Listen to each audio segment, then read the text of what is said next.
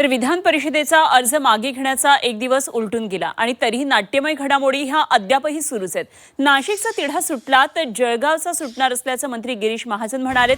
तर याबाबत शिंदेंना प्रश्न विचारला आणि दोन्ही मतदारसंघात सकारात्मक चर्चा सुरू असल्याचं शिंदे म्हणाले.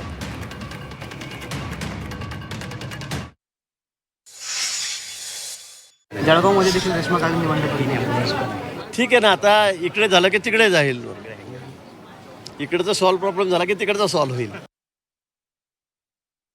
नाशिक आणि जळगाव हे दोन्ही जे काही विधान परिषदेचे मतदारसंघ आहेत त्या ठिकाणी देखील चर्चा सुरू आहे आणि त्यात देखील पॉझिटिव्ह चर्चा आहे.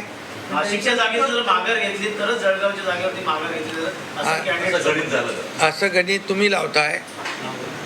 त्यामुळे तुमचे प्रश्न आहेत आणि तुमचे उत्तरं आहेत. तुमचे प्रश्न, तुमचे उत्तरं, तुमचे सूत्र सगळं तुमचंच आहे. त्यामुळे असं काही नाही. महायुती मजबूतीने पुढे जाते आहे. महायुतीचे 17चे 17 उमेदवार निवडून आणण्याचं काम आम्ही करणार आहोत.